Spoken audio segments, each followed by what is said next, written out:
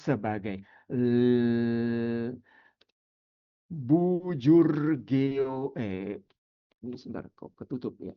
Bujur geografis, dan kita mengenal komponen dalam arah Y-nya yang kita sebut sebagai lintang geografis.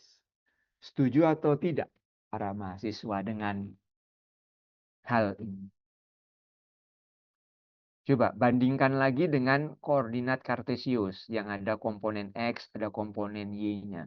Setuju tidak kalau saya katakan bahwa komponen X dalam sistem koordinat bumi atau sistem koordinat geografis itu setara dengan yang kita sebut sebagai bujur geografis. Sementara komponen Y-nya itu setara dengan lintang geografis. Setuju atau tidak?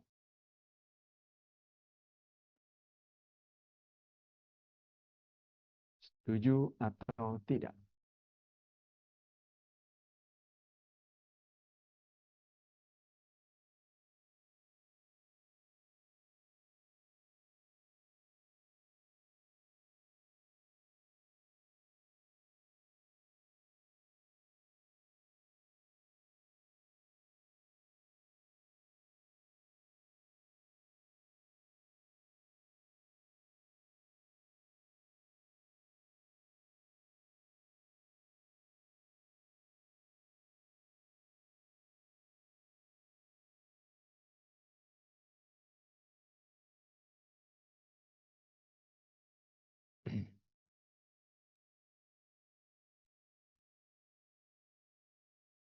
Agnia.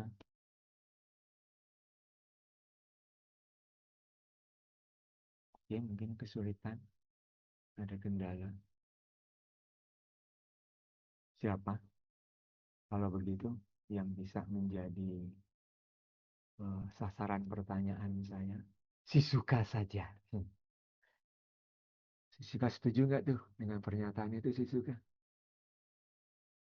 Bercermin pada sistem koordinat kartesius. Maka arah X dalam sistem koordinat kartesius itu analog dengan bujur geografis dalam sistem koordinat bumi.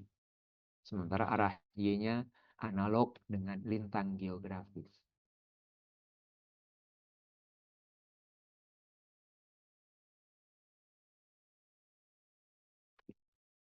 Sumbu X dalam sistem koordinat kartesius bergeraknya dalam arah apa? Sumbu X. Horizontal atau vertikal? Nilai di sumbu X berubah dalam arah horizontal atau dalam arah vertikal? Berubah nilainya dalam arah horizontal. Oke? Nah, bagaimana dengan bujur geografis dalam sistem koordinat bumi? Apakah nilai bujur geografis berubah dalam arah horizontal juga?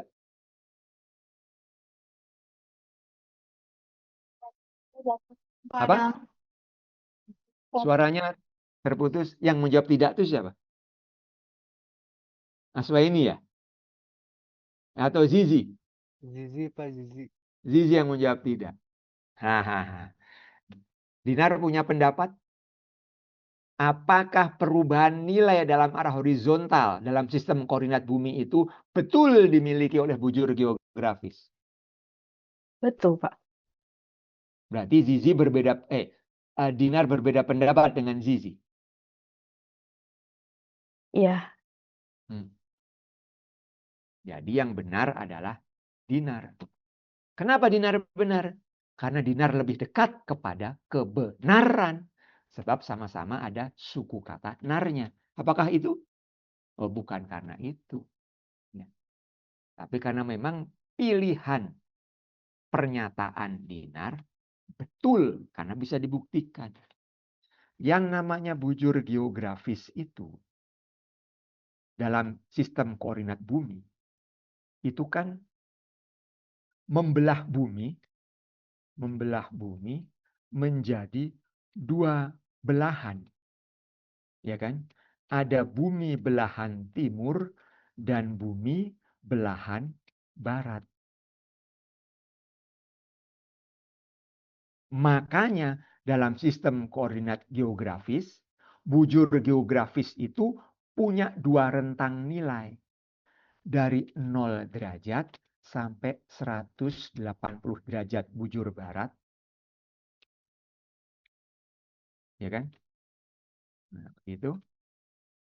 Dan yang satunya lagi dari 0 derajat sampai 180 derajat bujur timur.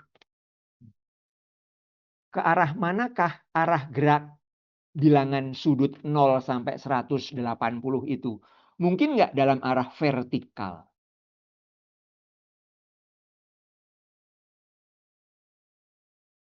Mungkin nggak dalam arah vertikal gerakan?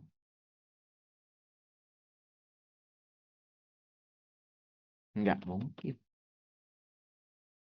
Karena dia harus bergerak dalam arah horizontal, jadi make sense bahwa kedua belahan ini, yaitu belahan timur dan belahan barat, sama-sama bergerak mulai dari garis bujur 0 derajat, tapi dalam arah berlawanan, ujung-ujungnya akan bertemu di mana?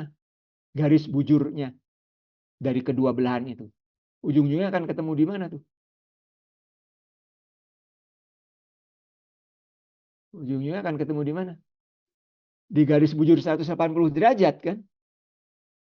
Jadi garis bujur 180 derajat, baik yang bujur barat maupun yang bujur timur, pada akhirnya akan ketemuan kan? Di, katakanlah misalkan. Yang ini nih. Sisi yang, ini kursor saya kelihatan nggak kursor saya nih? Bergerak ini kursor saya terlihat.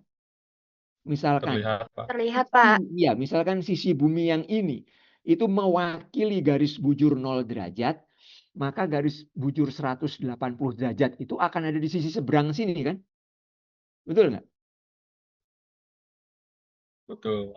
Nah, berarti di sisi yang seberang sini sekaligus menjadi sisi pertemuan garis bujur 180 derajat bujur barat dan 180 derajat bujur timur. Akibatnya, kalau mau disatukan, maka sudut bentangan dari bujur geografis itu dari 0 sampai 360 derajat kan. Kalau mau disatukan, ketika kita tidak membedakan belahan timur dan belahan barat. Kenapa harus dibagi menjadi dua belahan begini? Ya karena faktanya bumi berotasi. Dan salah satu akibat dari berotasinya bumi adalah munculnya siang dan malam. Sehingga akan sangat logis kalau kita bagi bumi menjadi dua belahan. Belahan barat dan belahan timur. Yang akan membantu kita membagi mana bagian bumi yang masih malam, mana bagian bumi yang sudah mengalami siang.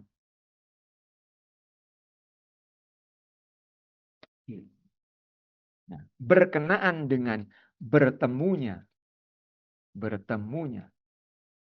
bujur 180 derajat. Ya. Baik yang bujur barat maupun bujur timur itu punya implikasi praktis. Ya. Dan bertemunya di mana ini bujur 180 derajat ini? Kalau kita perhatikan globe itu.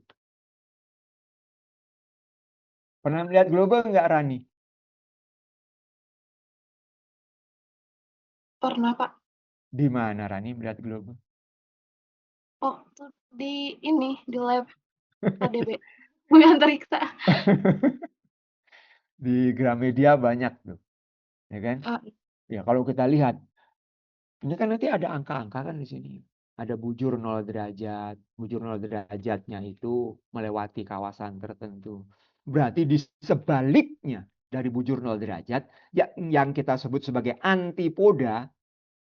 Jadi antipoda itu ada di belahan sebaliknya. Terpisah sejauh 180 derajat. Nah, bertemunya di mana tuh bujur 180 derajat ini? Ternyata karena bujur 0 derajatnya berdasarkan konsensus internasional itu melalui kota Greenwich yang ada di Inggris sana, maka bujur 180 derajat yang barat maupun yang timur itu bertemu di sini. Bertemu di sini. Yang kita kenal dari pelajaran geografi ini sebagai samudra terbesar, terluas yang ada di permukaan bumi. Sebagai samudra terbesar, terluas, berpenghuni nggak? Berpenghuni nggak samudranya?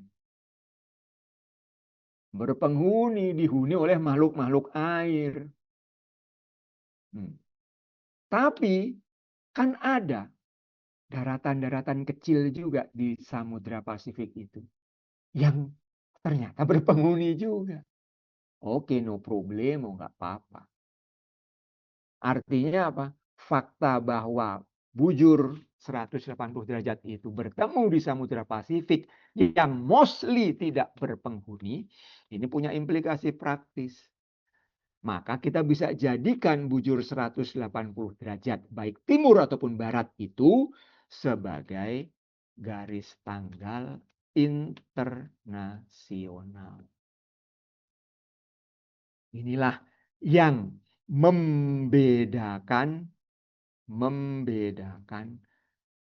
hari. Wilayah mana di permukaan bumi yang masih hari Minggu, wilayah mana di permukaan bumi yang sudah hari Senin.